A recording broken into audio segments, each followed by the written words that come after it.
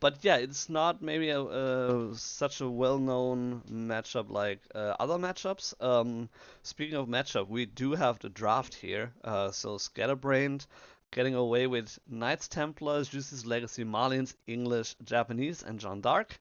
And SAS picking Holy Roman Empire, Ottomans, Byzantines, French, Chinese, and the Mongols.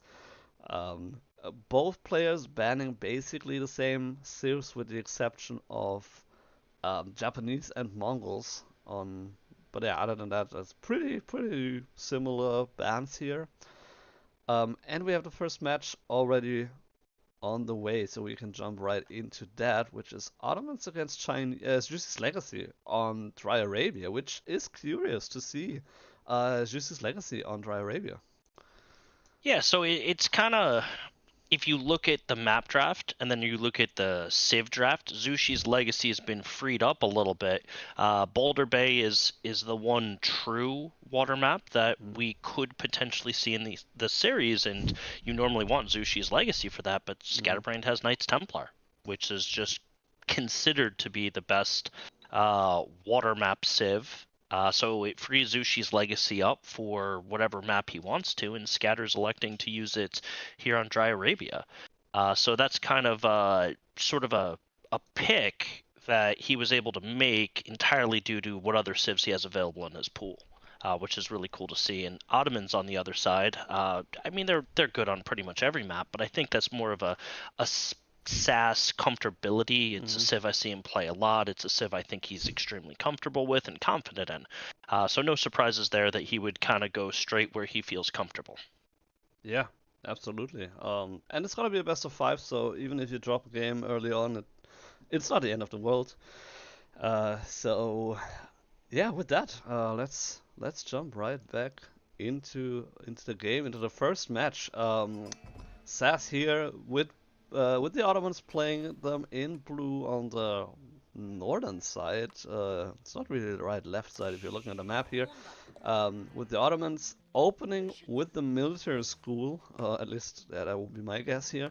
Against Scatterbrained with Juicy's Legacy opening with the mill here, very standard stuff.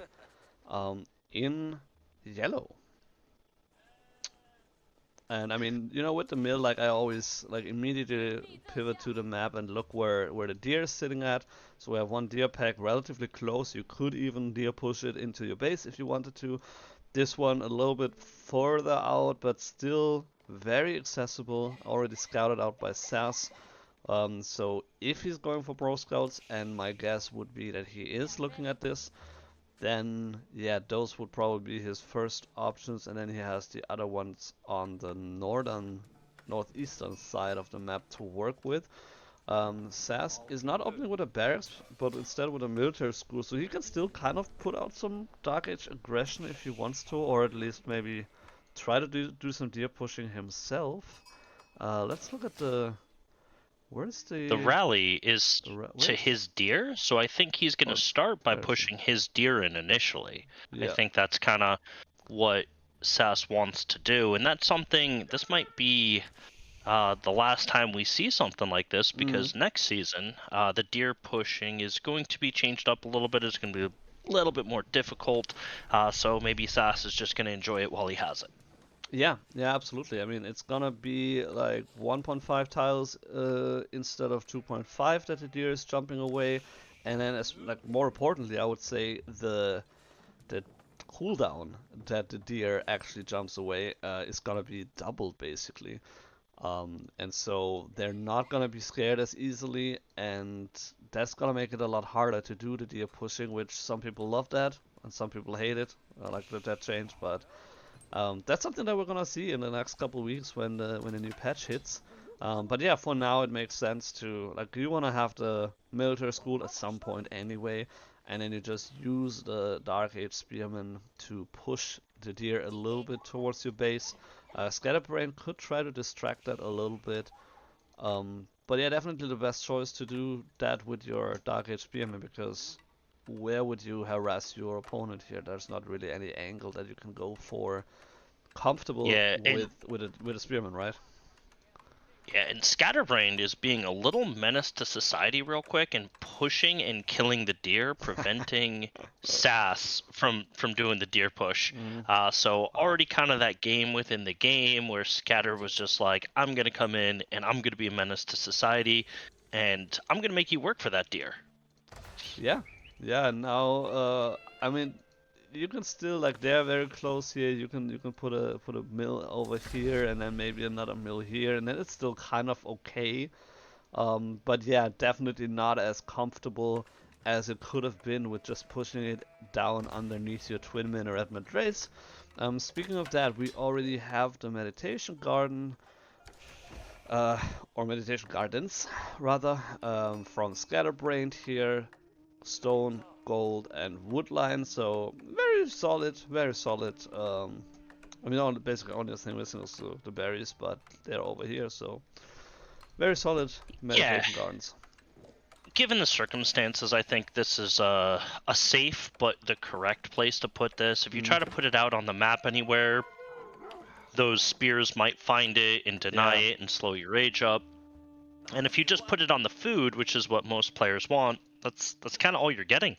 Food. Yeah, yeah. Like you could put it here, and then you have like next to the wood line, the one, and then you have the berries and food and wood. But then you only have food and wood. If you like, yeah, you're only getting 2 resources at the max here, no matter what kind of place you're choosing. Um, and so having the gold is very nice. Having the stone is amazing, I think. And wood is something like, I mean, basically all 3 are finite resources, right? You can get food like a whole game with the farms, but wood at some point will run out, gold will run out, and stone will run out. And so having it on those 3 resources, I think, is more valuable in the long term. Like if you're thinking very, very, very long term. So yeah, Yeah, do like that placement. yeah, absolutely. And I'm kind of trying to figure out what Scatterbrain's plan here is. He's going into Spearmen, which are going to be a neutral matchup against SAS's Spearmen. No big deal. It's just he's got 8 on wood, which sort of tells me, okay, we're probably going to be playing some sort of extended feudal. But then you've got 4 on gold plus a meditation garden on gold, and I'm like, all right, if you're doing an extended feudal, I mean, it's a lot of gold. What are you going to use it for? Oh, and Um, there it is. Okay, so we have a stable, so there's going to be some form of pro scout shenanigans coming out. yeah. So he did go for pro scouts already. He has the survival techniques not yet, but yes, that could be a thing. And I mean, in general, if you have like too much gold, quote unquote, you can always just go for the upgrades, I guess, for the eco upgrades. Um, but yeah, I mean, it could be like usually you would expect like a fast cast pro scouts in a fast castle to use his legacy, and this is what this could be. And then at some point he might pull the villagers from the wood and go for more production or something, and maybe he just wants to be safe for now because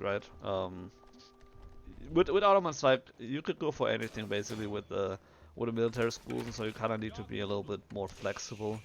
Um, and so maybe he's just keeping the wood for now, so he could drop an archery range if he needs to. Yeah, I mean, I missed the Pro Scouts upgrade there. It doesn't show in the UI, so I was kind of Yeah. a little curious. But now it all kind of makes sense. I also think he'll be able to put down some towers if he needs to, because SAS is showing aggression. You got the Imams coming across to heal the spears. You've got archers, Sipahi. SAS went for the Metters, so he has 2 Metters available to him right now. So a lot of aggression coming out from SAS to try to deny these deer packs. Palace guards are going to engage with a couple spears. They're going to have to pull back, but the Imams are coming to heal. Sipahi on the way in, and Scatterbrained kind of pulls back a little bit there.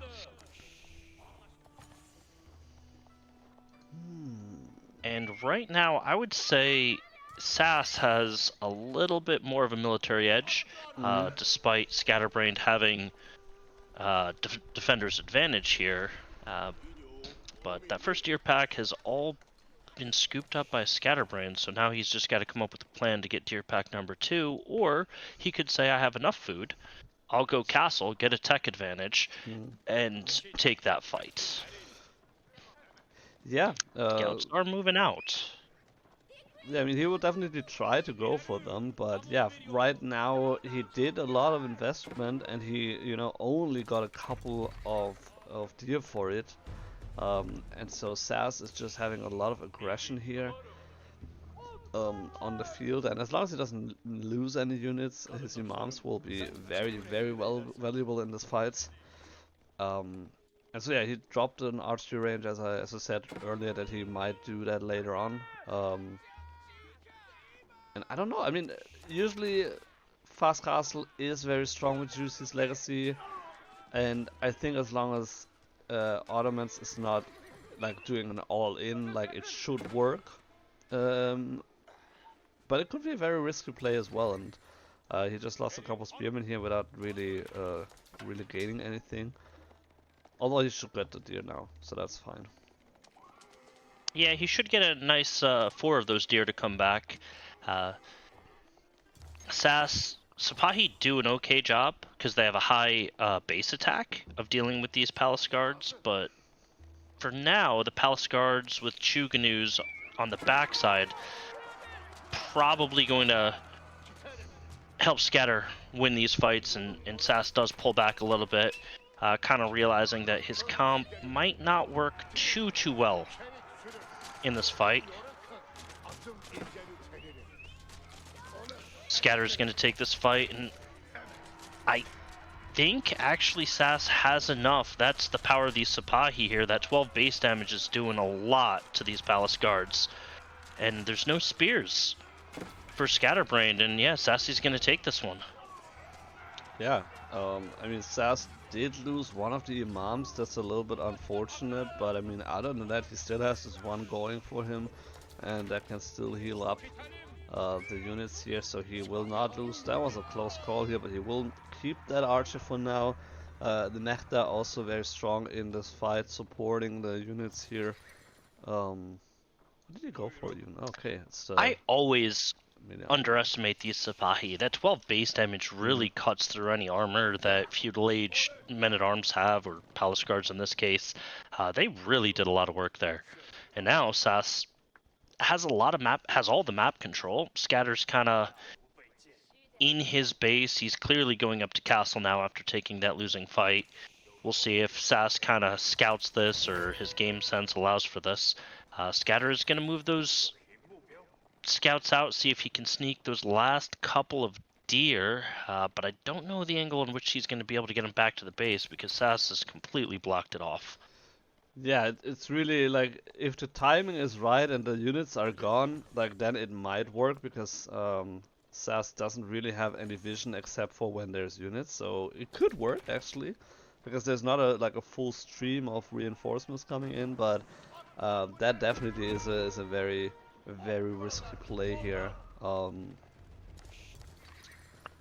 Alright, so a little bit of stone going to hand cannon slits and fortify outposts, so that's without a ram. I think SAS is going to have a little bit of trouble taking that tower down, and I think SAS saw what he needed to see, and Scatter, look at that. He's just sneaking those 3 scouts down the southeast part of the map there. That is sneaky, very ninja-like.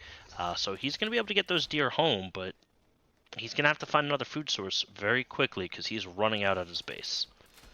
Yeah, and SAS himself, he just took the deer here on the right side and on the very right side as well. So even though they're scattered, he should.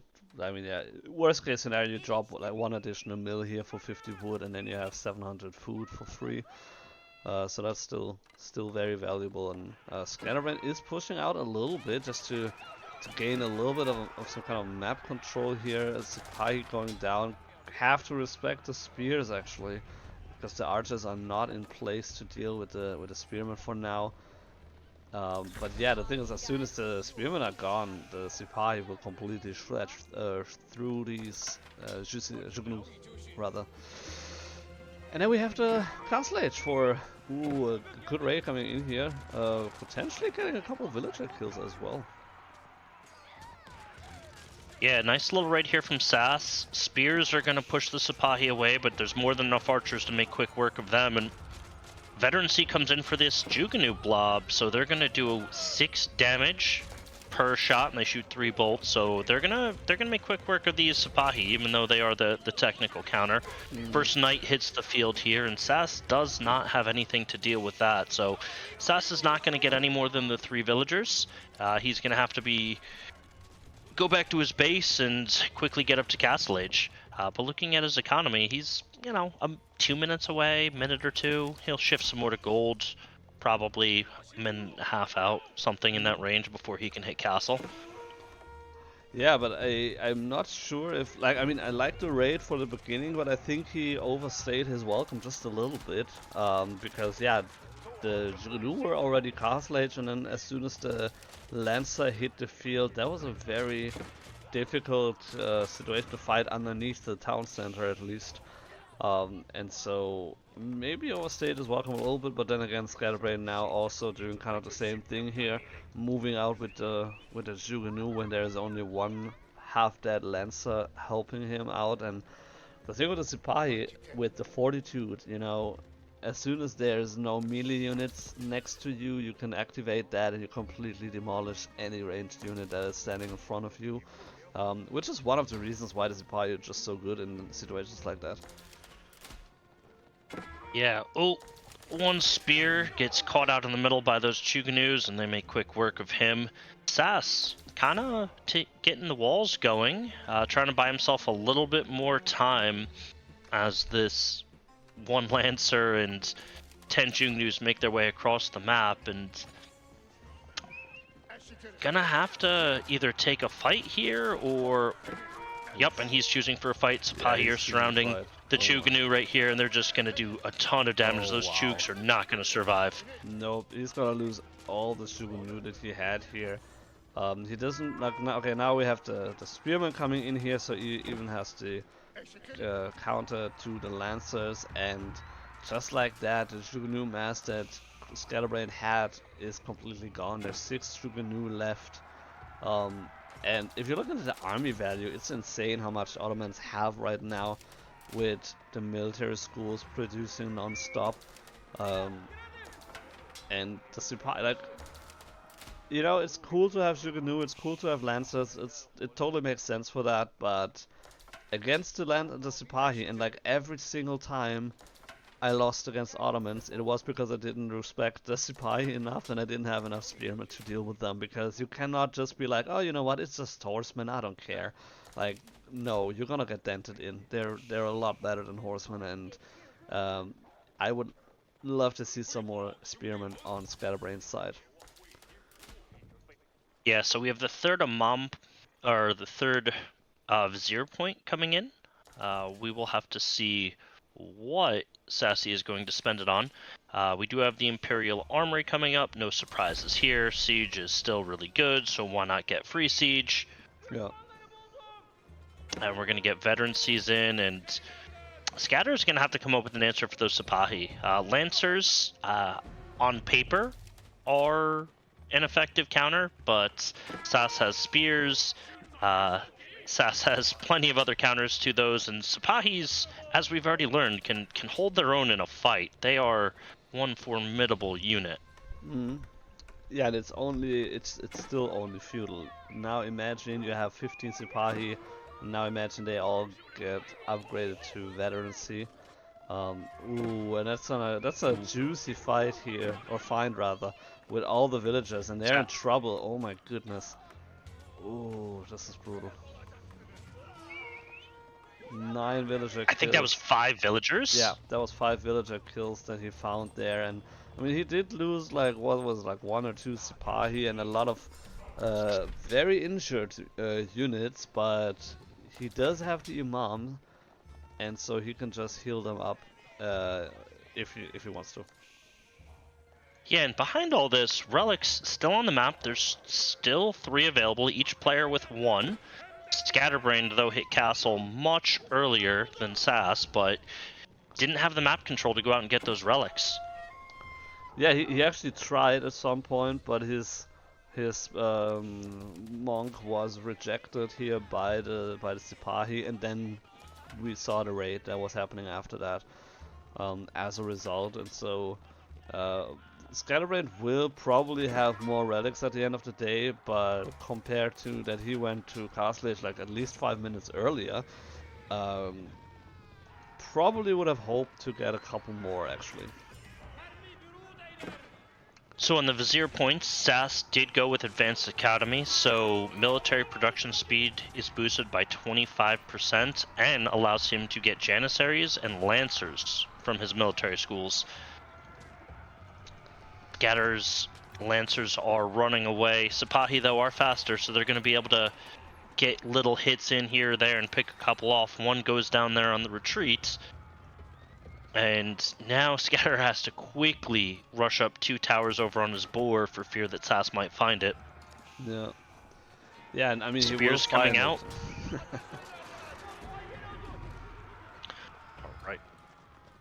When Sipahi goes down in that, and SAS is like, I don't want to take that fight just yet. I want to give it a little bit more time. I want to continue to, nick and raid and weaken you before I go in for the kill. Yeah, he also kind of needs the archers, which they're circling back right now here.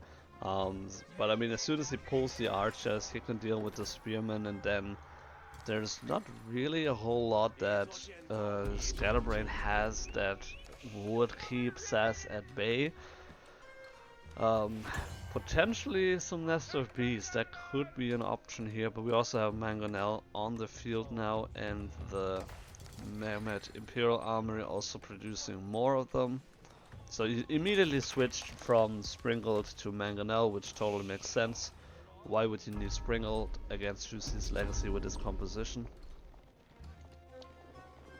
Yeah, and SAS is in the middle of a farm transition here, so I don't think he's going to look to take any fights until he's kind of done with that. He is going to raid, however. Sipahi find the boar, but a quick garrison and spears able to push them off. In the middle here, Lancers from Scatterbrained are driven off as they're attempting to find some sort of value here, but SAS is way too walled up. Not really going to find a lot of opportunity in the map right now. Yeah, he did play it very defensively here, but he also did get all the deer already, so he just went out of the map when he had the map control, took the deer outside, and now it's just safely retreating. And it's just, yeah, very safe in space. Yeah, the Nest of Bees have been revealed. SAS went in for a raid on the gold, discovered there was Nest of Bees, pulled back, so we'll see how he responds to that. Nest of Bees are no joke. They can quickly evaporate any standing army if you don't micro them correctly. Yeah, I mean, he has 25 Sipahi, so in theory that would be his idea, to just flank on top of the siege. And that should work very well, also doing a lot of bonus damage against siege units. And so that probably would be his best bet currently against against the Nest of Bees. Yeah, and to be honest with you, SAS really isn't in any sort of... There's no pressure on SAS to end this game quickly, right? The longer the game goes on, the stronger the Ottoman Empire gets, the more your military schools pay off. Yeah. So he's A-okay just saying, okay, you have Nest of Bees, they're slow, they're sitting at your base. I'm going to raid, I'm going to continue to build up, I'm going to complete my farm transition, then I'll go and kill you. Yeah. Yeah, and also, I mean, right now he's capturing all the sacred sites, so he has one, those two will be in his possession very soon, and he actually has more relics than Scatterbrained has, so he is at 3 relics, now has all 3 sacred sites, and Scatterbrained is only sitting at the 2. I mean, yeah, obviously Shusi's Legacy has some other options for passive income with the meditation gardens, with the IOs. Did go for a second town center as well. So in theory, Scatterbrained should be able to, at least keep up with that. But the Ottomans looking very strong. That is definitely sure. we also have a great bombard, so he did get the vizier point for the great bombard to get it in castle age, and now we could see the siege slowly moving out here. Yeah, and that great bombard is going to be his counter to Nest of Bees. Yeah. Sipahi break in on the wood line, but they're repelled by all the spear Chuganu mouse that Scatterbrained has, so no real value, just a little bit of annoyance like, hey, I burned your wall down, please rebuild it. But yeah, this is what SAS does so well. He just sort of picks at the edge, he looks for vulnerabilities where he sees it, he absolutely takes advantage, and right now those Goldvilles, little undefended, dive into their towers, and Scatter is able to repel them, but not before SAS takes a wall. Mm. Yeah, and well, like one thing that also, it's not only annoying, it's not only a nuisance, there's some scouts here as well. So he had a very clear picture for just a little bit, just briefly, of what is in the base here, what is he dealing with, and he knows full well. Okay, Scatterbrained, he's completely Spearman Jugunu. That's what he has. He has a couple Nest of Bees, but he doesn't have anything else. He's not gonna be surprised by, you know, like, I don't know, 15 horsemen flanking his siege or something like that, or there's another like 20 archers popping out somewhere. Like, this is all that Scatterbrained had, and SAS got some very important intel, and with what he has here, and with the keep here even as some kind of like backup here, should feel very confident taking this gold. I mean, it's almost depleted, so it's not a super very important position, but there's also a little bit of production that he can destroy with that. And so yeah, it's just some good intel gathering here by SAS. Yeah, SAS is going to start working on these production buildings. Scatter is pushing out, but I think this is a fight that SAS is kind of happy to take a little bit. He's going to pull back the siege, let his backline start firing. You have a flank coming in from the Sipahi. They're going straight for the Nest of Bees, and this might be it. They're diving on top of the Nest of Bees, and Scatterbrain's army is just getting disintegrated. All the Nest of Bees are gone, and this is it. Yeah, this... SAS just patient, waiting for his time, and he capitalizes. Wow. Wow. This was an incredible fight. I mean, a good chunk of Nest of Bees here, and they did a lot of damage. But that flank with the Sipahi on top of the siege, and then on like was standing on top of the Sugunu, like you couldn't even like watch how quickly they fell. Like, this is almost a straight line down here in the military count. And something like, it looked like a fairly close game up to that point, like at least, you know, in terms of military. So like, okay, I can hold that, it's fine, I have all the counters, but man, those Sipahis, they completely wrecked Scatterbrained. Yeah, in SAS, I mentioned earlier that this felt like a comfort pick for him. I've seen him play Ottomans a lot, and he just, he had his plan. He was going to be patient. He was going to nick at Scatterbrained. He was going to, apply pressure, keep Scatter in his corner while he takes the rest of the map, and then he's going to go in for the kill when he feels comfortable. And right at the end there, you saw when he got comfortable, he went in, he pounced, and that army just disappeared. And from pounce Scatter. he did, yeah. Yeah, that was incredible. So very well played by SAS. I mean, you kind of would expect that from a guy of his caliber, and but at the same time, Scatterbrained also, like, they're like some of the best players in the world. So um, Listen, I am 0-2 versus Scatter. He absolutely annihilates me. He is a tremendous player. But SAS, on the other end, can say the exact same thing about him. yeah, You know? that's And true. sometimes these games, they're just on the edge of a knife. Whoever has the better game plan, whoever has the better overall strategy, little things can tip the balance there. And you you just saw SAS, just like I said, just playing it a little safe, a little conservative, but just waiting for his opportunities. And when he saw them, boy, did he capitalize. Oh boy, did he capitalize. Yeah, that's for damn sure. Okay, let's take a look. So Boulder Bay coming up next. And they also did let's see. Okay, okay. Really? I'll Interesting. wait for you to put it on screen, but I sort of alluded to this and why we saw Zhu Shi in game one.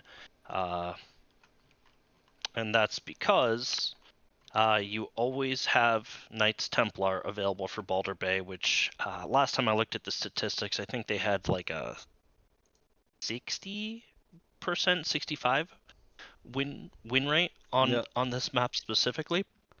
So it's an extremely good pick, and part of the reason why they're so powerful on it is their wood chopping mechanic. Their Mm, villagers don't need to drop off, and they provide food in addition to the wood yeah. while they're 20, gathering it. So it 20%. makes them a really good civ on this map. On the other side, though, SAS is going with French, and looking at his board, I kind of actually like this pick. They have less expensive galleys, spring-old ships. Mm, They have faster villager production. So, economy-wise, I feel like French is gonna be in a good position, if any civ is, to really apply some pressure to KT and challenge their dominance of water maps. yeah. Yeah. I totally agree. Um, and the thing is, like 60% may not sound that much, like initially, but if you're looking at the overall win rates of civilizations and how closely it usually is, only a couple percentage points here and there. 60% is actually pretty good, and pretty decisive. I did send you an invite, so I if did not get it. what? There we go. Now it just came in, so we Yeah, should be good to go. yes we are. So yeah, they already started a game. Couple minutes in, we're a little bit behind, so we can we can hit the game without any kind of observer delay. SAS is going to be in red, Scatterbrained is going to be in yellow. Love those colors, how they just play against each other. Makes it nice and easy to tell. Yep, absolutely. So while we load in here, SAS is a menace with cavalry. So French Royal Knights here, absolutely going to be put to the limit trying to find any value on Scatterbrain's economy. Uh, Scatterbrained spawning here in the south, 5 on wood. You have one villager sort of going off into the darkness. He has a general idea where the water is. Scouts heading there in advance, and villagers just going to put down a dock. In the north part of the map, you do have Scatterbrained in the yellow here, and same concept, scout goes straight to the water, villager coming over for a dock. Uh, exactly what I'd expect. You need the fishing on this map. Yeah. Yeah, and I was actually worried for a second because Scatterbrained wasn't on the trees already. He was on the sheep. And so I was like, oh wait, don't tell me he's not going on water. Please don't tell me he's not going on water. But then he switched it over, just right on time, and is now constructing a dock. SAS has scouted that out. Scatterbrain, on the other hand, has scouted out SAS's dock. And so that is gonna be very nice. One thing that actually, if you like, okay, French and Knights Templar is a French variant. Like, what's the difference here? One of the differences is that you actually do not get the housing from the KT dock. So with French, you have the 10 housing, right, that you get, but with Scatterbrained, with the Knights Templar, you do not get that. So this basically is acting as a double house, and for KT it's not, so they also need to go for houses independently of that. Scatter's scout has just been working on this villager, got him down to about half life, so SAS is going to pull the villager back. Scatter clearly doesn't care a lot for finding sheep, just wants to be annoying with this scout. This map is all about the water. Whoever controls the water has a really good chance to win. Scatter coming out with a second dock. My oh my, I rarely see 2 docks in Dark Age.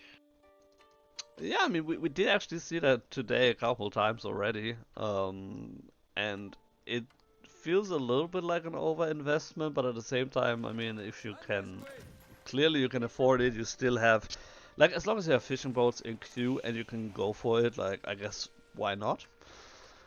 And so, yeah, it doesn't, like, it feels maybe like an overinvestment, but it actually isn't. So he can still produce from there, and it's fine, and, at some point he will switch over to gold, but for now he's fine with just going full on water right now. 11 village. Oh, okay, there it is. Switching it over now, and then rallying to gold. On the other hand, what is French doing? SAS is also on gold right now, so a little bit less investing into water right now, but that actually might bite him in the butt at some point. Yeah, and I think now that I think about it, you can go 2 docks with Knights Templar because you have such a fast age up time that you're not really, going to be behind in terms of age up, behind in terms of your ability to get the first military ship on the water. So you can overinvest a little bit here, and now we have the second dock coming out for SAS, and I guess SAS kind of realizes, all right, my opponent's going to have 2 buildings to produce military ships out of. I need to match him. Yeah, yeah, that's the thing. You kind of need to match them because if you're getting behind, like with people at that skill level, like you can probably not sneakily build like another dock somewhere and come back if like the pond is kind of too small for that. If you lose water, you lose water. That's basically gotta be it. And so you gotta be very, very careful there, to not lose that. Both players kind of close, getting close to the age up. But yeah, as you mentioned, Knights Templar having a relatively fast age up. With like 1 minute. Sacrificing 3 villagers for that, sure, but other than that, very fast age up. And there we have it, Kingdom of France against School of Cavalry. Yeah, and looking at this, even though they both queued up at the same time, Knights Templar is going to come in a lot quicker than School of Cavalry. SAS has 5 on it. I think he kind of knows that Scatter's going to have a very quick age up timing as well. In Kingdom of France, I think this is the absolute right pick here for Scatterbrained. I'm not going to attempt to butcher the name of the French knights that are coming out. I know you can pronounce them very, very, very well, but they're formidable, even in feudal. They do less damage than the Royal Knight. They have less HP. I have to put a little asterisk there because they do get bonus health when they're around more of the same unit. So, and they have less armor. But once they start massing, they can be a formidable force. Yeah, that's the thing, and like the thing is always like what you have to keep in mind is, like, yes, they're not as strong, that is true, but like they make up for that because of the cost, like they're a lot cheaper as well. So it kind of evens it out a little bit. And yeah, as you mentioned, they also get a little bit more health, the more units, the more heavy armored cavalry you have. And so they work really well in a big group, but also if you later on, if you add the Templar brothers or the Slachta cavalry, they also work really well with that. If you happen to still have some of the Chevalier Confrère at that point. And we have Scatter with the Hulk and the galley and a demo ship. Yeah, the true before icon. SAS even has anything. Ooh, Yeah. This is going to be a hole for SAS to kind of dig out of. Yeah, that's the thing. Like you have the holy trinity of military ships here with the cog, the archer ship, and the demo ships now on the hunt here. That's gonna be a good connection and should be able to take almost taking this one down, but the second one will finish the job. There it is, and yeah, definitely a hole to dig yourself out of. On the other hand, we do have a knight coming up, so SAS will be able to find a lot of damage here actually, and potentially offsetting Scatterbrain's eco a little bit. Hopefully enough to, you know, get him out of this pickle. I don't think SAS has control of water anymore. No. The Night Raid is really important here on the wood line to sort of slow down the wood gathering of Scatterbrained here, but SAS has no military ships on water. Scatterbrained has quite a formidable force. He's got 2 demos, 2 hulks, and a galley here. I don't think SAS is. I struggle to figure out how SAS is gonna sort of keep himself in this game right now. Yeah, I mean, like in theory, if you would be able to completely shut down the land eco, like he could also camp the gold now with a knight. You know, he has another one coming up here. Like if you camp the gold and there's no pilgrims there, and you just shut down the wood eco, then yeah, it kinda. But even then, it's an uphill battle. Like let's not fool ourselves here. So Yeah, we got a barracks coming in for Scatter, so that knight that's hanging out in the wood line, not long for this world. He's gonna have to be moved off. Scatter forced off of gold here, but no big deal. He'll just move him back to sheep. And the pocket wood mining was found out. So Scatterbrained moving back to his original wood line here. There is a knight waiting. There is a spearman. He's a Dark Age spearman, so the knight should win this. yeah, yeah. If he wants to take that, he can take it. There's another one coming in. But yeah, so SAS doing the best he can with just comprising Scatterbrained in his base. He could move into archers now if he wanted to. And that way would shut down the spearman, and then he basically wins land completely, and then it's just a matter of will Scatterbrained win with water if he lost land? Like, Yeah, I'm kind of looking at Scatter's macro. I'm seeing 7 villagers, 7, no, more than 7. You're seeing 13 villagers going over to gold. He's going to go to Castle Age. He can go get some Templar brothers, yeah. being very nice to me and not making the cavalry unit I can't pronounce. He can get some Templar brothers, and then all of a sudden, you know, SAS's French Knights not going to cut it against that. No, definitely not. SAS being sneaky, charge gets in there. Let's see, 1 villager goes down. Nice little raid on the wood line there, but still very far behind. Yeah, and unfortunately. Like okay. Very. I love this play. SAS going for 2 TCs. This is his way back into it. I like this from him. He's on the boars, 2 boars right now. But you have the age up coming in. Yeah, I mean the boar is actually. I mean, if you're looking at the map, that there's 4 boars on this map, even though it's a water map. That's a lot of boar actually, and so that is a very good food source, and you know could also potentially help him offset that issue that he has currently with Scatterbrained having uncontested access to water. But on the other hand, it is also a big investment that needs to pay off. Yeah, you do have the faster villager production time as French, which again you don't have that as Knights Templar. But it's just he is so much behind that I don't know if that alone is gonna cut it. And now heavy spearman. Ooh yeah, heavy spearman. Oh my goodness, that's gonna be so disgusting. So yeah, Scatterbrained hitting Castle Age. Heavy spearman immediately in queue, and they're so annoying to deal with. I mean, it's basically the upgraded man-at-arms version in a sense. But you know who has a perfect counter to them? French. Yeah, their crossbows are the best in the game. That is true. Needs castle. He just needs castle. Well, I guess you could make the argument that the Genoese crossbowmen are a little bit better than the Arbaletres, but then again, it's also very specific and special unit. So I don't know if you Yeah, can we're compare them. just I'm just comparing, you know, base crossbows on base crossbows. SAS knows he needs those crossbows, and he moved a lot of villagers. He got 17 on gold. He's gonna try to get up as soon as possible.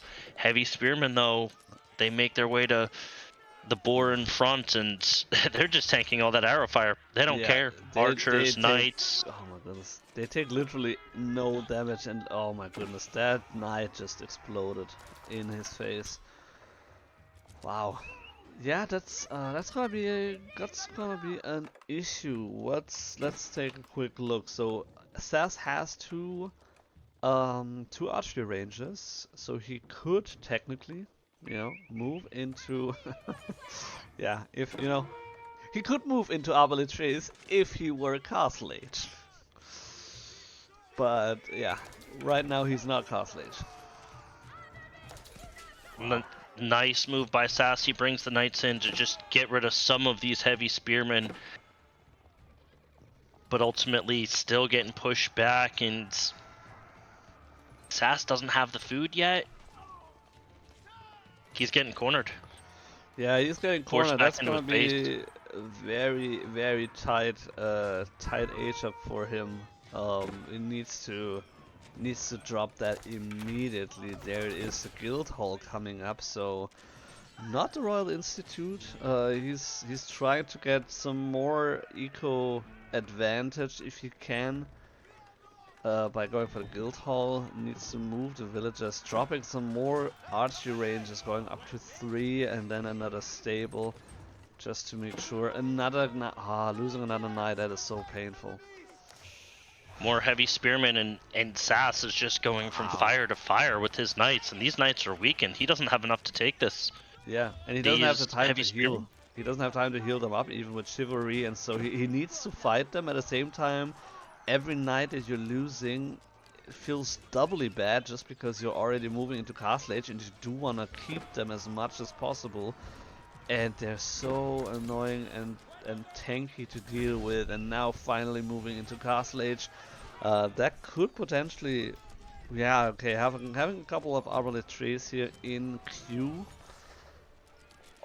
But Templar this is brother rough, hits and the field, though. there's the Templar brothers, yeah.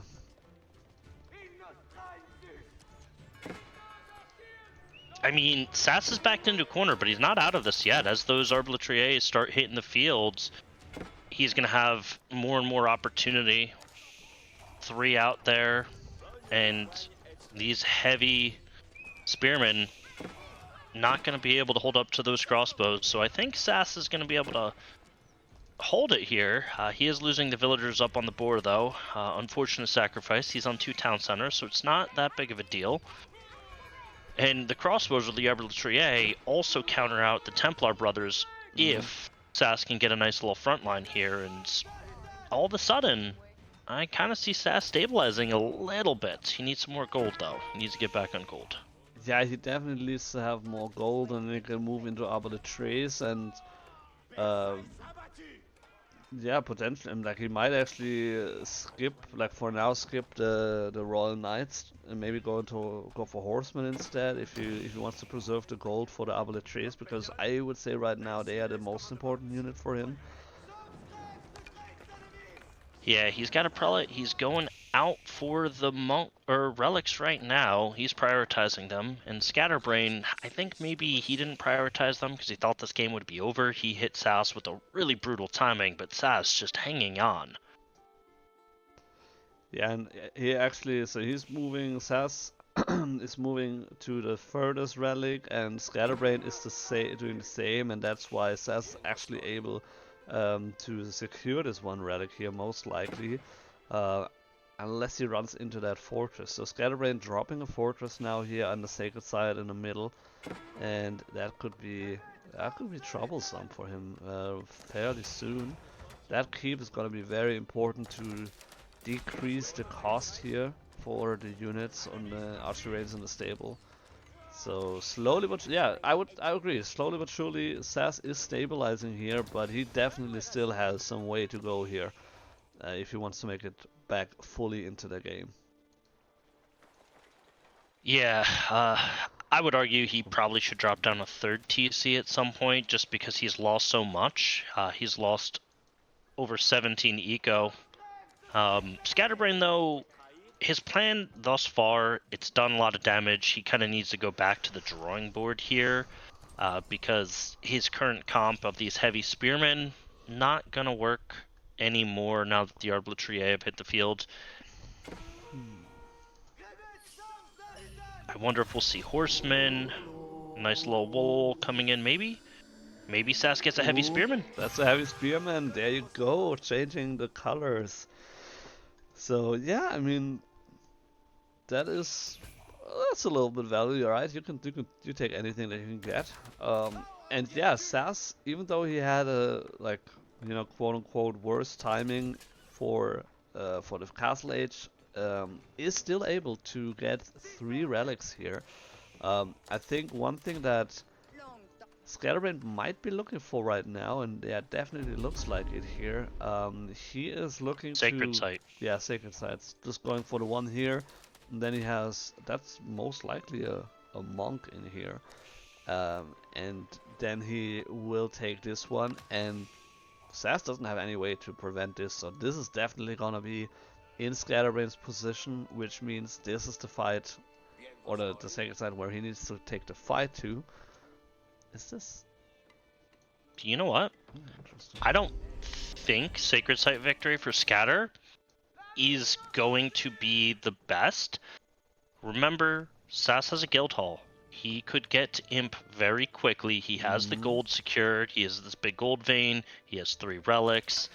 Guild hall pops off. Then you're dealing with royal cannons. And once royal cannons hit the field, fortresses not really as formidable at that point. So SAS has plenty of options, and if Scatter kind of leaves SAS to it because he wants to go for a Sacred Site victory, that could prove to be a mistake. Yeah, I mean, he does have with the iron clamps. You can kind of, like you decrease the damage from gunpowder, and so the royal cannons would actually be less effective against the fortress at that point. But then again, that's also an imperial technology, and so Scatterbrained would have to get Imp and then get that tag before the fortress gets down. So yeah, but yeah, so we're gonna find it out, I guess, relatively soon. Sacred Victory is approaching in 10 minutes, so SAS could actually, yeah, yeah. If he basically now activates the guild hall, he can immediately get up to Imp,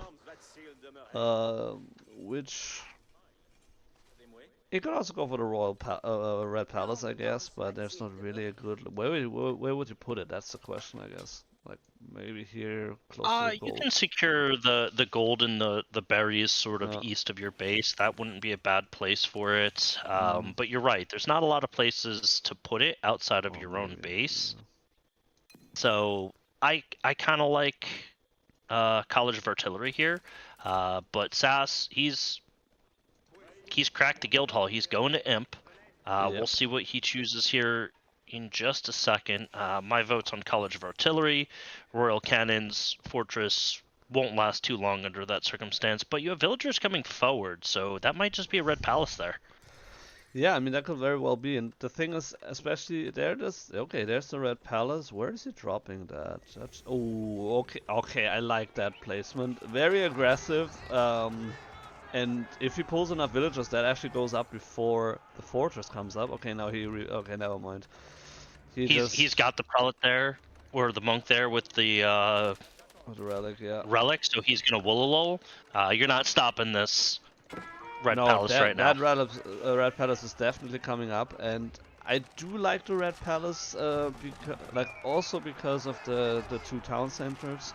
And so, you get the obelisk emplacement for the town centers. Wololo could be popped out. Okay, there it is. Pushing back Scatterbrained. SAS doesn't really have the numbers right now to contest this, but this gives him enough time to get the Red Palace up. There's the Imperial Age for him. And no technology for now, at least. I mean, he doesn't have the resources. Okay, now switching the guild hall to gold right now. So yeah, his late game is secured, I would say, and it's just a matter now. Can he crack the code here with the 3 fortresses before 7 minutes come and go? Yeah, I mean, if anyone can do it, I have my faith in SAS. I kind of like his plan here. Go to Imperial. We're probably going to either get trebuchets because they're fairly inexpensive and they have long range, or we're going to get cannons. Both will be very effective and work here. Nice little raid here on the dock here on the left side, so potentially trying to find a way back into water here for SAS. Yeah, there's a dock coming up here, so as soon as this one goes down, he should be able to make his way back onto the water and maybe even decap the one sacred site here. We'll have to see about that. Does he have? Okay, he does have one siege workshop. Okay. You know what he could do with that one dock though is he could be a menace to Scatter's eco. Scatter does not have. He's got galleys. He's got one Hulk here. But SAS, because he's an Imperial Age, will have access to Imperial Age military ships, and I think Scatter senses it. He's moving his Hulk down. Hulk finds that dock, but I don't think he's gonna get it. He's not gonna get it in time. No, that's not gonna be. Ooh, that was so close. One more volley. Yeah, there we go. Or we can have or a Galice, Carrick or a Galice, and we have a Carrick coming in. Yeah. So that is something that Scatter is not gonna have an immediate answer for. Scatter did go up to Imperial Age. I must have missed that, but I'm looking at his options in his dock, and I don't see anything that can counter. No, that's the one thing that that the Knights Templar, they are a bit limited. They don't have hand cannoneers, and if you're looking at the dock, they also are limited here in terms of what they can have for Imperial Age. So they have some very strong options, but yeah, a Carrick is not one of them. Which, you know, historically speaking, totally makes sense, and he just got up into Imperial Age just like a minute ago, so just while all of this was going on. Yeah, did not make it out of that dock though. Scatter just hit it with demos, and now we have the push on these fortresses. We do have cannons coming in, and Scatter is, interestingly enough, kind of pulling back. Maybe he's a little worried about taking a fight with the Red Palace. Yeah, it's that, and also he wants to have a little bit of more time to get the crossbowman into elite. And I mean, I'm guessing, yeah, that's just regular crossbows. Okay. Yeah, so he just wants to have elite crossbows before he takes any fight, and so, you know, if you're losing the fortress, like, all you're really losing is like 1 pilgrim every minute. But other than that, you don't really, like, you still have 2 fortresses here, you're still fine. Now I was pulling villagers to repair that, and now moving out because the tech is coming in just a couple seconds, and then he has elite crossbows. Royal Bloodline's on his way in for SAS. That's going to be a difference maker. But these trebs from Knights Templar. Ooh, Cannon gets a good shot on one. Arbitrier pick one off, and then they quickly retreat. Now he's down to 1. That buys SAS a little bit more time, though we're still on a sacred site victory approaching for Scatterbrained. 3 minutes here. SAS has another cannon coming to the front line here, but Scatter's just kind of keeping this repaired, moving his army out. He's looking to take this fight, and elite upgrades are in, and quickly realizes maybe this is not the fight I want to take here, and pulls back. Yeah, yeah, and I mean what I mentioned earlier with the iron clamps, you know, you're getting 20% less damage from the royal cannons, and so you can see there's barely any damage. You have a couple villagers repairing that. Scatterbrained has enough zone. He can do this for a couple more minutes, and he only needs to hold. Like you know, technically he doesn't even need to hold this one. He can just hold the other ones. He could get the upgrades here as well if he wants to. Although, yeah, I guess you don't really need this one here. But yeah, he could get the emplacements, and that would be super strong as well, to keep that position. And he's running out of stone right now, but he also secured another good minute here, that this fortress is staying alive. Yeah, but those cannons, there's 3 of them now, taking aim at the trebuchet. Trebuchet goes down, and Scatter falling back to a second line. There's still 2 fortresses there. At some point, though, I think Scatter's gonna have to take this fight. Sassy pushing forward with 2 horsemen, trying to get a decap in, but horsemen are not going to be able to get it done. But they are pausing the Sacred Victory time for as long as they're standing on it. Getting precious seconds for SAS. 4 cannons now. Not sure these fortresses will be able to withstand 4 cannons. No, but at the same time, like standing underneath them and trying to fight is gonna be pretty rough here. And Scatterbrained, I mean, he's playing it very passively right now, but he just wants to get the upgrades. He is just biding his time right now and is really trying to take as much time as possible. Has veteran horsemen here, elite horsemen rather, on the way right now, which I'm not even sure why he's getting the elite horseman. Is that a bug maybe in the UI? Because he doesn't have any horsemen. Anyway. Unsure, but it looks like Scatter's trying to just hold on for a little bit longer, but SAS keeps poking forward, keeps delaying that Sacred Site timer approach, and looks like Scatter's finally going to commit here. Ooh, a little bit of a raid coming in here by the Slaughter Cavalry, trying to get onto the siege units here. There's a lot of crossbows still standing here, so it's basically crossbows against arbalete trees right now. And another minute going. This fortress almost going down here. There's still 4 cannons here for SAS, so he should be able to get that fortress down.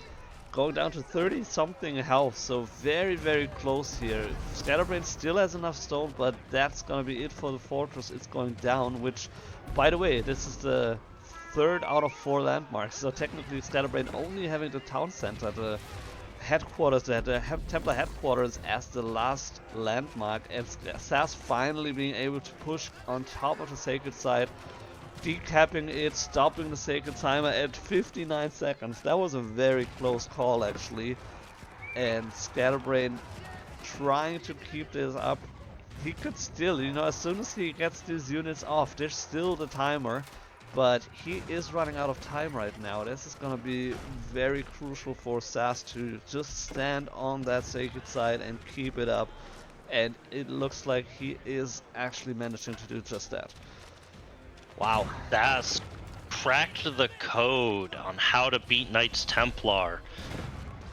On water, no less, you know? Like, we're talking about Scatterbrained having uncontested water access for the last 20-something minutes, or close to 20 minutes at least, on water, on Boulder Bay, and SAS was able to slowly make his way in. Incredible, wow. 20 villagers running for their lives, pushed off the deer, and Scatter, his back's against the wall. SAS is going to start pushing onto these production buildings and taking them out with the cannons. He's creeping forward with outposts so he gets more visibility. Horsemen running into the backfield looking to cause chaos, and Scatter, in control for so long, tried to go for a Sacred Site victory, and SAS knew precisely what to do, when to do it, and how to do it. Horsemen are going to start just butchering all of these villagers here, and this one's closing fast for Scatterbrained. Yeah, and I mean, you do have all the villagers that SAS was able to pump out with the 2 town centers, and then also with the faster villager production rate that the French have. And so that slowly, it like I don't know exactly how and when, but that actually opened the way for SAS to come back into this game and to find a way to get a better eco and slowly but surely getting an eco lead here and able to push in here. Now capture that sacred site himself and is now just producing more and more units here. Gonna drop a keep here once he has enough stone for that. Yeah, so I think SAS was allowed to do this because of some patches, I want to say last season, where they nerfed the gather rate of fishing ships. So fishing ships Yeah, gather yeah. a little bit slower. And so it makes a villager a little bit better at gathering resources than a fishing ship. And so SAS being on 2 TCs, even though he lost water, he had a lot more villagers because he's French, and they have the Yeah. poor man's Song Dynasty. Yeah, yeah, absolutely. So yeah, it was last season that it got nerfed a little bit, and so I mean fishing's still strong, obviously, but not as strong as it used to be. And now SAS or Scatterbrained rather is trying to move in here. A lot of horsemen trying to get on top of the armored trees, but there's also some Republicans standing here and try to defend, and the horsemen are falling fast here, and Scatterbrained Assassin is still standing here. Keep is almost up, and that is gonna be very difficult now to fight underneath that for Scatterbrained, who is putting down another fortress, so he will be up to 2 fortresses again, but they're a little bit more defensively placed here in the back, and before that happens, Scatterbrain is tapping out. Yeah, that was his last hurrah there, and those were Baldaquins. SAS pulled them into the center of his formations, dropped down to the Pavis to make his Arbaletier a little bit more tanky, and those Baldaquins were just allowed to fire away, and they were just shredding through the horsemen. Yeah, crazy. It almost looks like Scatterbrained wasn't producing any more villagers when he hit like 55 or so. I mean, yeah, he did. If you're looking at eco count, like obviously because of the fishing boats, it's looking a lot better. But I, I am a little bit surprised, I have to say about this here. I didn't expect like usually you would you would produce like even if you're on water like you could still have like close to 100 units. Like with villagers, I would say, right? I mean, why would you stop at Uh, 50? so he has a lot of fishing ships. His eco was below 100, but if you, even given the disadvantage in terms of numbers, if you look at the statistics under economy, Scatter's eco was perfectly fine with where it was. I don't think he really needed to augment it too much, maybe a few more, but by having less villagers, he was allowed to have more military. So I don't, I don't know. I necessarily agree. I think he Yeah, was kind of in a pretty good spot there in terms of villagers and fishing ships. yeah. I mean, yeah. I mean, yeah. Of course, you can have more military units. That's completely true. But I mean, at some point, it's like the last 10 minutes, his eco was behind, and if we're looking at resources, oh, I guess yeah, he was still. Well, okay, never mind. I mean, it's KT, I guess. So, yeah. Yeah. Oh wow. Okay, Listen, yeah. I was afraid this was going to happen when it became obvious that Scatter was going for the Sacred Site victory.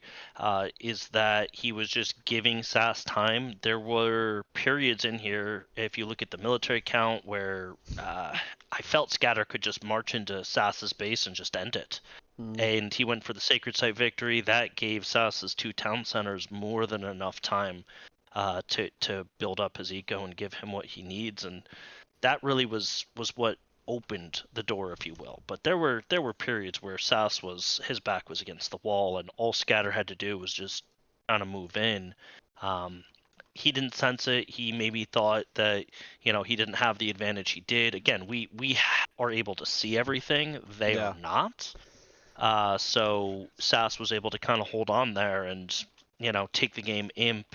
where a villager is just better than a fishing ship, and SAS's eco at the end of the game kind of helped carry him through, and yeah, push the middle to knock those fortresses down, and Mm. that kind of was it. But yeah, for a while there, I thought this was going to be 1-1. Instead, it is 2-0 SAS. Yeah. So Scatterbrained, back to the wall. Needs to make it work now. It's a best of five, so he still has. I mean, technically he could still win, right? But he needs to win every single game now, and he lost two very strong civilizations already. So Knights Templar and Juicy's Legacy, depending on the map, considered as at least some of the strongest civilizations. And yeah, Ottoman is in a fine spot on French too, but it's not. I wouldn't say they're considered like the strongest civ. So in terms of the civilizations, both games could very well have gone towards Scatterbrained. What is your... Okay, I'm gonna say which map they're gonna play on now, and I'm gonna let you guess which civilizations.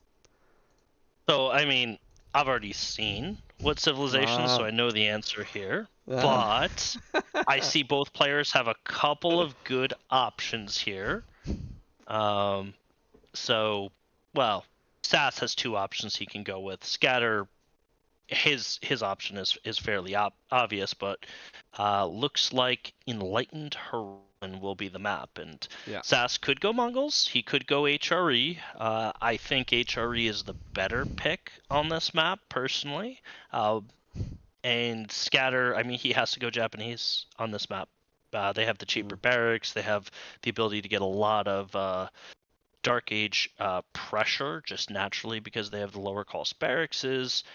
So they're sort of, if you will, taking the place of Mongols on the ladder at times, Yeah. tower rushing their opponents even. Yep. I've seen that. But we are not getting an HRE Japanese match, are we? No, no, we're not actually. Let me update it real quick. So you are absolutely correct with your analysis, and it is gonna be Japanese on Scatterbrain's side. So let's update that real quick. But it is gonna be, and I'm really happy, like we're getting treated with like the best finals match point game ever. It is gonna be Mongols against Japanese on Enlightened Horizons. So we're gonna see some very nice Dark Age aggression with the Wolf Den, with the points of interest. And so people, if you're not like familiar with what we're talking about, buckle up. It's gonna be a very fun match. I don't expect it to be too long. It could be over very soon, so we better hop in while we can. Both players did take a small break, so they should already be in game regardless. Yeah. Let's take a quick look. There it is. If they are not in game, it gives us a couple minutes to talk about the recently announced LAN that Rising Empires is putting on as well. If you want to provide everyone with some of those details, I know we played a couple trailers. We're really excited about it. It's going to take place in the United States, Denver, Colorado, of course, for any players. It's the last time the King of the Rockies was done, it was for North American players. This time it's for any and all players. But I'll allow you to go into some of those details. I mean, you summed it up very very good already. So end of August, 23, 24, and 30 is gonna be three different qualifier events. Anybody can sign up for that. It's gonna be an online qualifier, obviously, and that is gonna be so each qualifier event is gonna secure two player spots. We have two players already being invited to the event. So Louis and Puppy Paw, who both won um, our last event. So Puppy Paw won King of the Rockies, and Louis won the Garrison in Hamburg just in March. So they're gonna be invited, or they are invited already, and they're gonna attend as well. And so 6 other players will qualify with the 3 qualifier events. And registration is open. You can sign up for that already. And the tournament will then be in October, 24 to 26. So 15,000, at least $15,000 prize pool, sponsored by World's Edge. So we were talking to them, and they thought it was a cool project, and they are supporting us with 15,000, which is huge. And it's just shy of 5,000 to actually make it to an S tier event. And so if you want to support us, not only to cover the back cost that we have with the venue and hotels, flights, and so on, but also if you want to increase the prize pool, additionally you can donate to our Matcherino. I'm just gonna put it in the chat real quick here. So we appreciate any donation. We're community funded, except for the World's Edge, the sponsorship, and so yeah, we highly appreciate any support that we can get from the community. And now, without further ado, I believe we are going to a match point game on Enlightened Horizon between SAS and Scatterbrained. That is right. So they are in game. They have been for a couple minutes, so there will definitely not be any observer delay. SAS playing the Mongols against Scatterbrained. It's been so hard sometimes, English. Scatterbrained. His name jumbled your brain, didn't it? It totally did. So let's take a very quick pause here for a second. So Enlightened Horizon is a map that was introduced in the most recent expansion. So it has points of interest. You have merchant camps, you have wolf dens, and so this map basically encourages you to play Dark Age.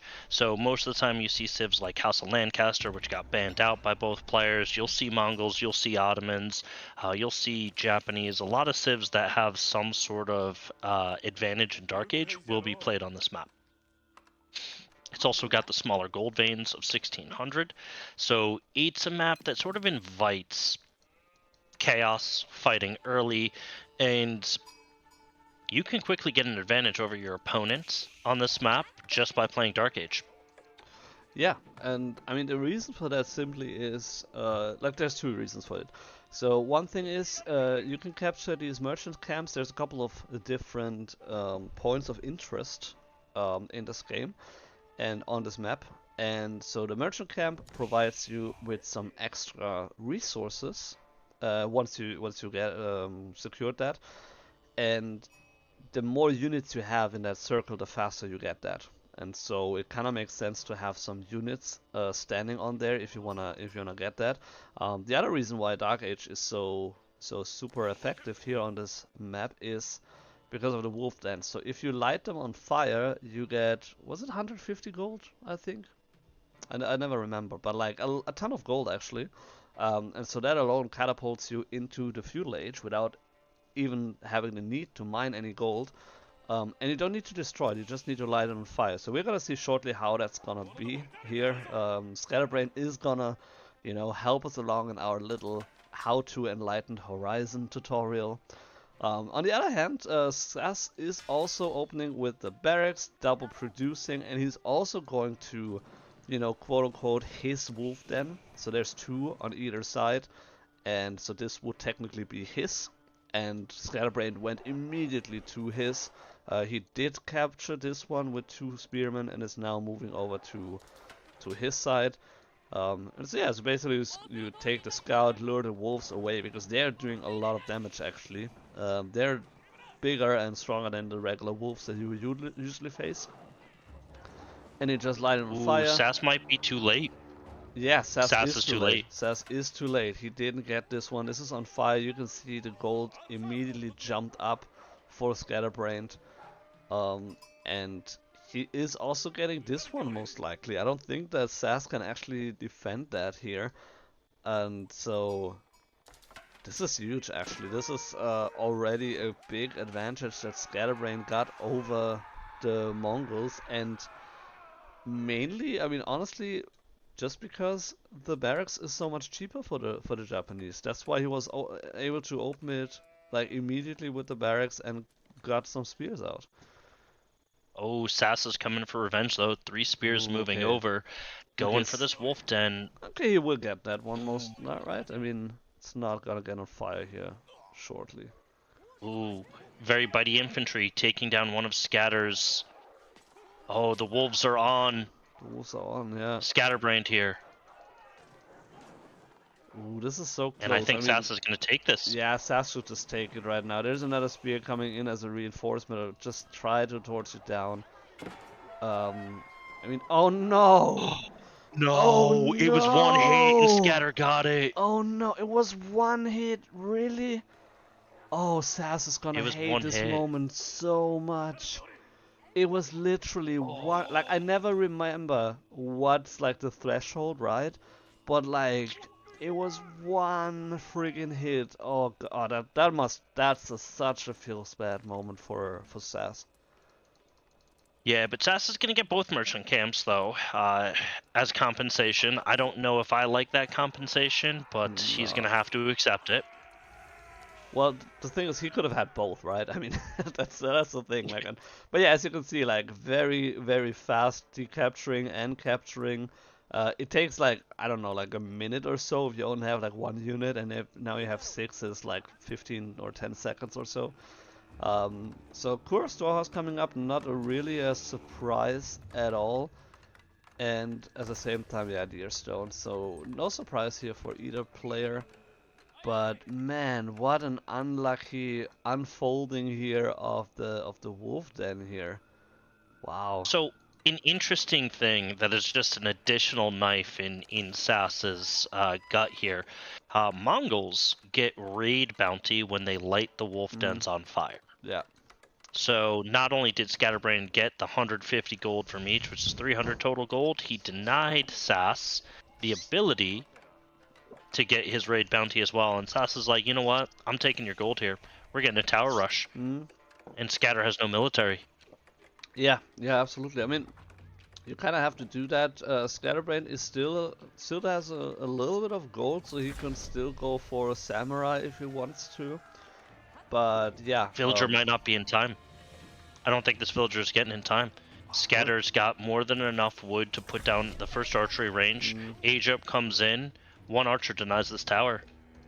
There's the archery range. Yeah. I mean, if there. Okay, there's the archer range. Okay, never mind. Then it's fine. Yeah.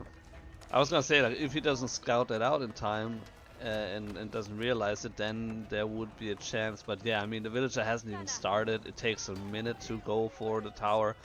We're gonna have an archer in like 25 seconds here, so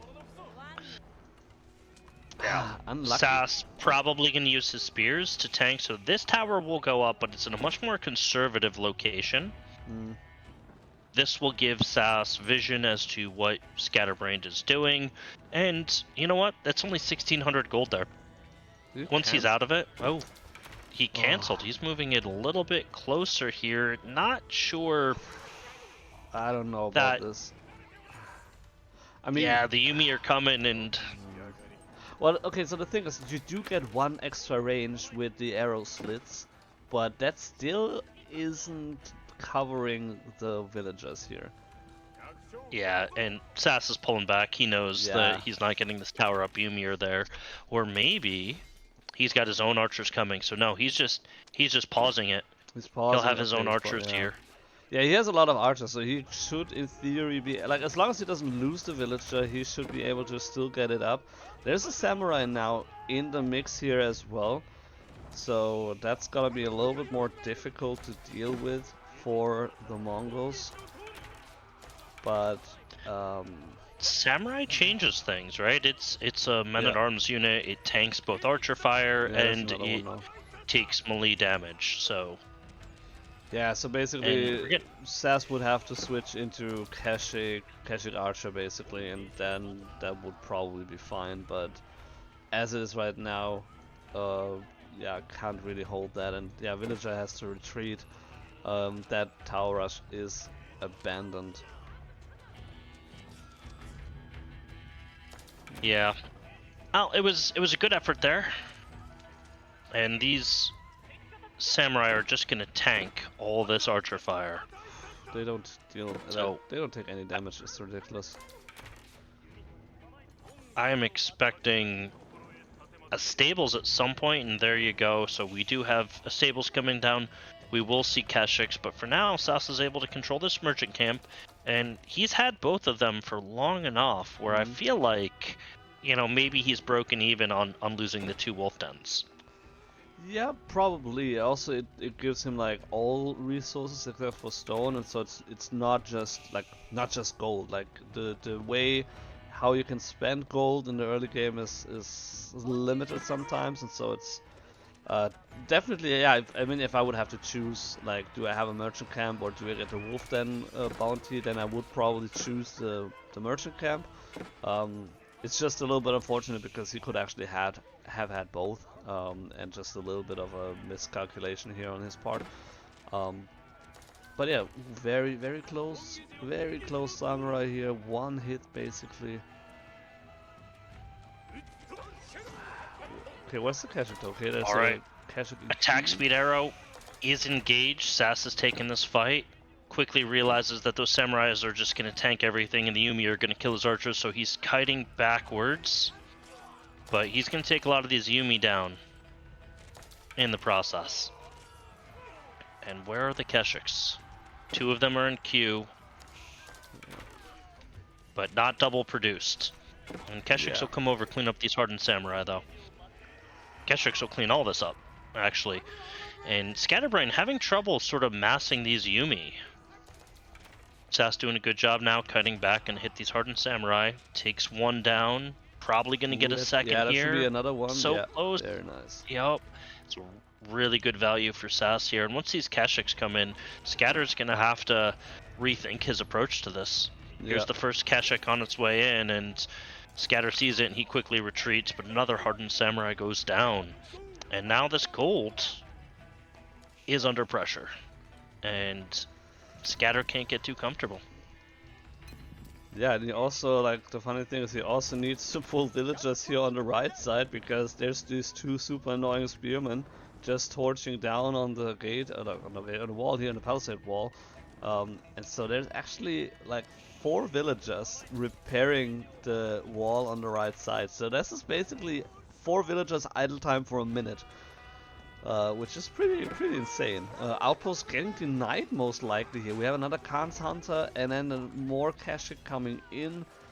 And yeah, as soon as the hardened Samurai is done here, the Kashik have nothing to fear at all.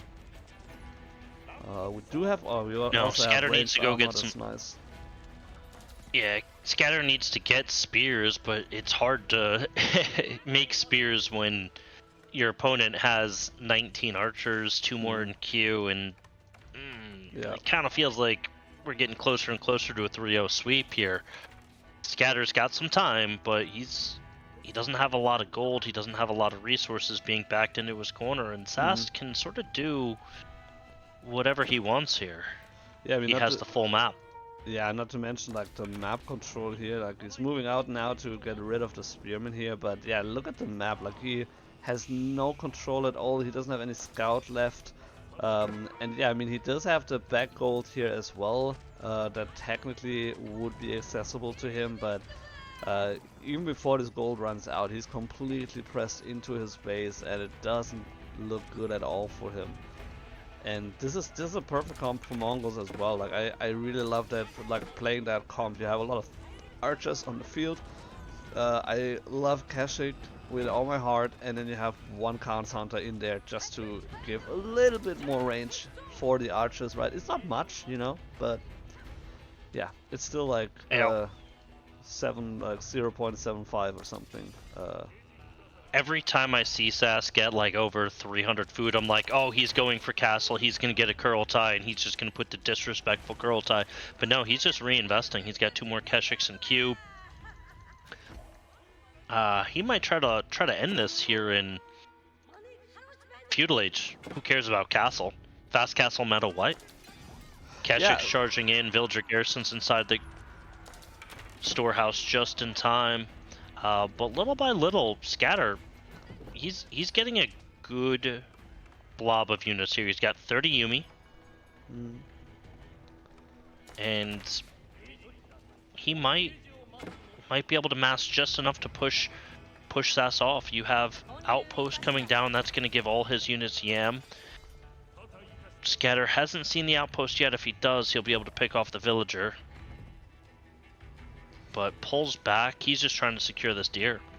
Yeah, That's what he wants. But I mean, SAS is happy, like, as long as he has time to construct his outpost, as you said, with the YAM network, 15% more move speed, that's gonna be very, very nice for him. And now he can move out, and I don't see, oh my goodness, the villagers here. I don't see Scatterbrained taking this fight at all. The numbers are just not there, and Mongols is just super strong here with the arrows, with the archers, with the Khan support here, and the Kashik are just completely wrecking everything. And there's no counter for Kashik. That's the thing, there's no counter. Like, the Yumi, they just tickle them basically. Now we have a couple spearmen coming out, but Scatterbrained has 3 barracks, but not really able to produce anything right now. And I think this is pretty much over at this point. 10 villager kills is also something not to scoff at. And he will lose all the Yumi here, and then, like, what do you do against all the Kashik here?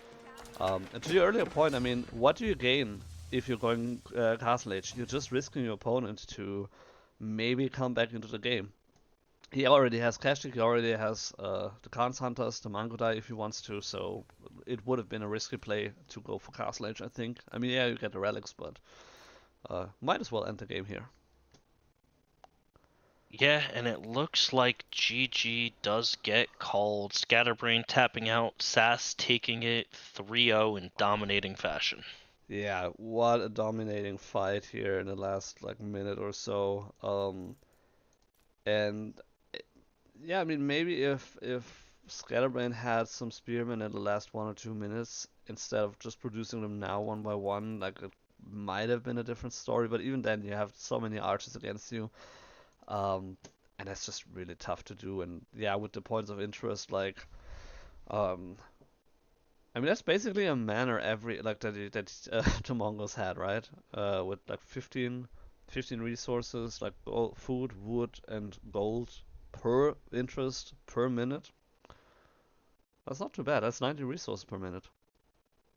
Yeah, and that was what I was kind of discussing at the start of this, is this map was designed for sub 20-minute games. Now, of course, games can always go longer, but you can get a real advantage, and at this level, that advantage can snowball into just wins in short fashion. 15 minutes and 16 seconds is all it took. But yeah, the real kind of winning edge that SAS had was those Kashiks. Scatter just didn't counter them. He was making Samurai and he was making Yumi, both of which the Kashik counters. So kind of SAS took advantage, leaned hard into the Kashik, and just won the fight.